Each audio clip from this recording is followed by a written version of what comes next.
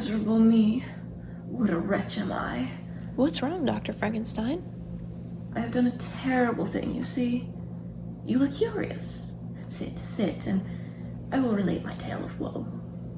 I didn't. Quickly, before I change my mind. It's far too painful to bear, my captain. I came from a wealthy family, and I had very loving parents who adopted a beautiful orphan girl, Elizabeth, as their own. I loved Elizabeth, and my parents dreamt of our marriage, but that tragedy comes much later.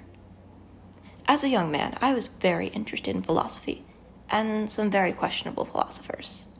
I became obsessed with finding the elixir of life, despite the constant mocking of more experienced philosophers, of sounder mind and higher education. Then, my mother died. I went off to the University of Ingolstadt to study, and grew even more obsessed with the elixir of life and discovering its source. Instead of following the ideas of philosophers, I began to study and pursue the dreams of alchemists. I worked very hard and forgot to visit my family back home. I was so obsessed with my work. After 2 years, I had become quite successful in science and wished to return home. But then, my enthusiasm for my studies renewed itself, and I dove into the studies of life and death with more powerful fervor. I caution you now, do not follow in my footsteps. Such things can be dangerous to the mind and the world.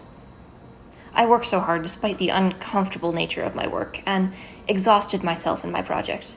Nothing could distract me from my work, not even myself or my family. Eventually, I succeeded, but it was a horrific success. Now that I had finished, the beauty of the dream had vanished, and breathless horror and disgust filled my heart. I rushed from my creation where it had risen, and took refuge in the courtyard for the night. In the morning, when I returned to my lab, the monster was gone. But my friend Henry came to visit. My state of mind and body were so weak that Henry had to stay and care for me for some time. Then, tragedy fell. My brother was strangled to death, and I returned home to comfort my family. Then, I saw my horrible creation. I immediately knew that he was the cause of my poor brother William's death.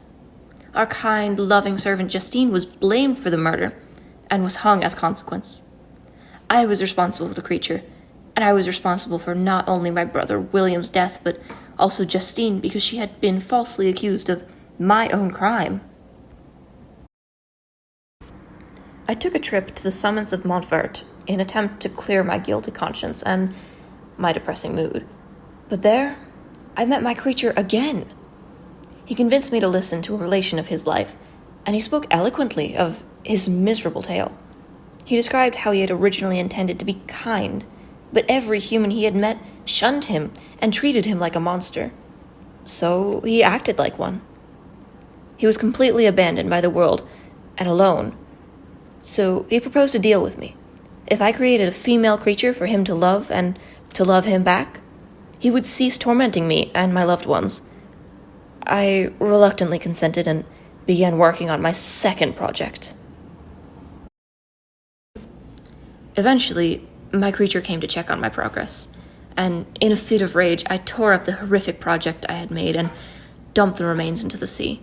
My hideous creation swore to me that for this act, he would be with me on my wedding night. Shortly afterwards, I washed ashore in a strange land where I found my best friend Henry dead, and I was quickly blamed for the murder. My family came to my rescue, but I knew I was still responsible for his death because I was certain that it was my creation that had killed Henry, just to get back at me for my tantrum.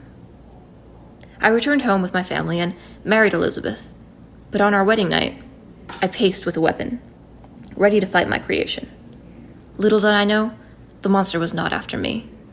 I heard a scream and found my Elizabeth dead, all because of my creation. After this horrible series of events, I decided to dedicate my life to finding and eradicating my creation, a task which, to this day, I continue to pursue. And that, my dear Captain Walton, is the tale of my woes. Okay, but why do I need to know all this? Because you can use it on your AP exam. I mean, Because my tale of woe teaches you a valuable lesson that all men must learn. I failed to take responsibility for my own actions and to take into account how they might affect the world around me and the people I care about. Cool. I'm going to write this all in a letter so my sister can learn this lesson too. That is well, my dear Captain. And now, I die.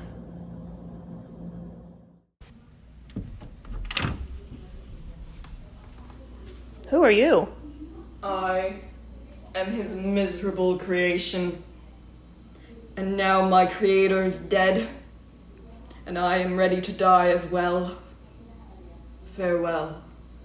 Okay.